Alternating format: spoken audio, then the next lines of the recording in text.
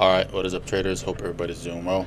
I'm going to be going over this trade taken today in the first macro. I'm going to be going over how to switch bias because my bias was bearish, but I ended up taking it long. So I'm going to go over how to switch bias when it's obvious to do so. So yeah, let's get straight into it. Starting off on the higher time frame. So coming into the session, we had this SMT on the 4 hour. After we tapped this 4 hour fair value gap, we had this SMT, right? And then we were pushing lower.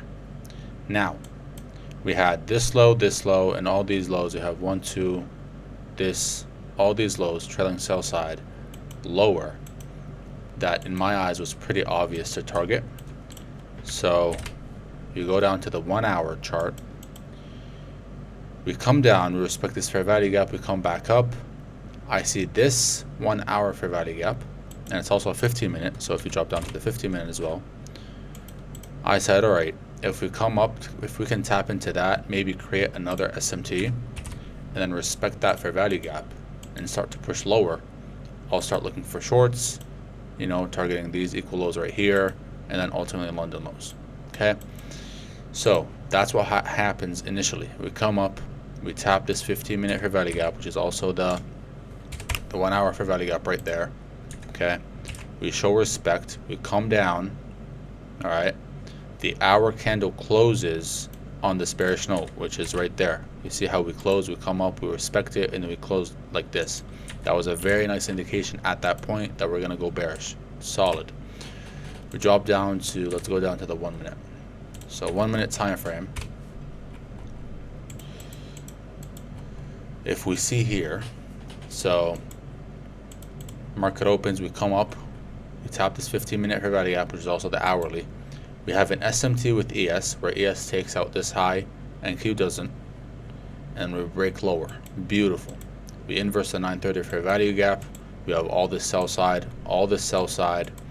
but we come down, we push a little bit too hard. We take out this low, so we've taken out some liquidity. All right. Yes, we still do have some left, but we've taken out some liquidity. And after we've done that, so why didn't I take shorts here? So why didn't I do something like this, which would have been valid? But the reason why I didn't do something like this is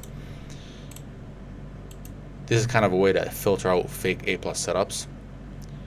Once we came down, if we didn't take out this liquidity right here, so if we came down and stopped anywhere like here and up, in this region after inversing this 930, if we didn't sweep this low, I would have taken this short if we came back up and tapped this fair value gap. But because we've taken out some liquidity, right, we've taken out some liquidity right here, what's stopping price from just inversing this whole thing? So because we've taken out liquidity, I want to wait for extra confirmation. How? When it come back up and tap into these fair value gaps, I want to see us respect them by impulsing lower away from it. No problem, I'll get a lower fill, but I'll just be that much more confident with the short, right? Makes sense? So I wait, we don't get that respect. We just blast through this 930 fair value gap, and then by the time we inversed it, we were like 2 minutes away from news at 10 a.m. So you have to wait that. I don't trade news.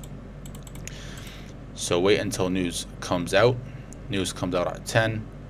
And at this point, what do we have? We have NQ, or NASDAQ, that swept this low, but ES didn't. So we have this now bullish SMT, right? We have this bullish now SMT. All right. What do we have higher? We have this high with this high and the September 21st new week opening gap low and high.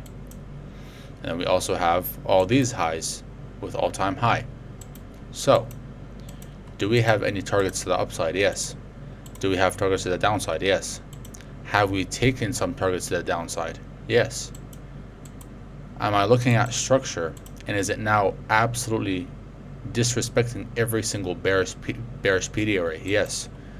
We've come up, we made a bullish SMT, we've come up, inversed all these fair value gaps, inversed the 930, news hits, we come down, we tap into this small fair value gap, we don't close below the 930, and then we push back up, we make a new high. At this point, I'm looking at the chart, and We've taken some liquidity. We have a lower time frame SMT that's bullish. We've come up, we've closed above the 930, we've came down, we've respected it. We didn't close below it. We wicked through it, we didn't close below it. We come back up, we make a new high.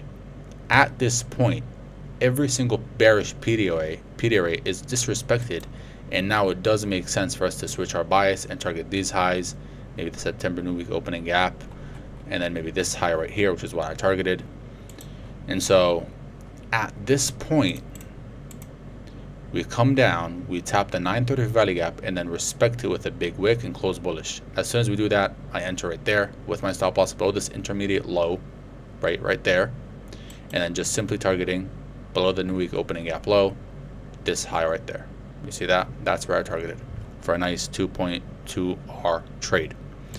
Stop loss went again below this intermediate low, which at the same time was below midpoint of this wick, this 5-minute wick, which is also an indication to go long because we've closed above midpoint of this wick pretty strongly, and that is a nice, very nice indication that we're gonna probably now at this point just most likely just continue higher, and that's what we did.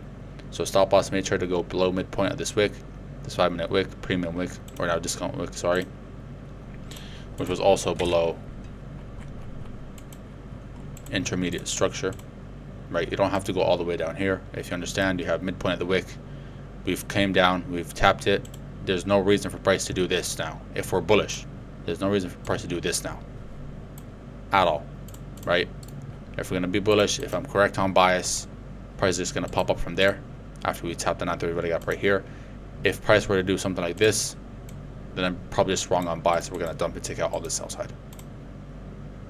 All right, hopefully that makes sense on how to switch bias correctly and accordingly, depending on what price says. You have to, again, go with what price action tells you. So yeah, that's going to be it. Hope you guys found this insightful. And yeah, until next time, stay safe. Peace out.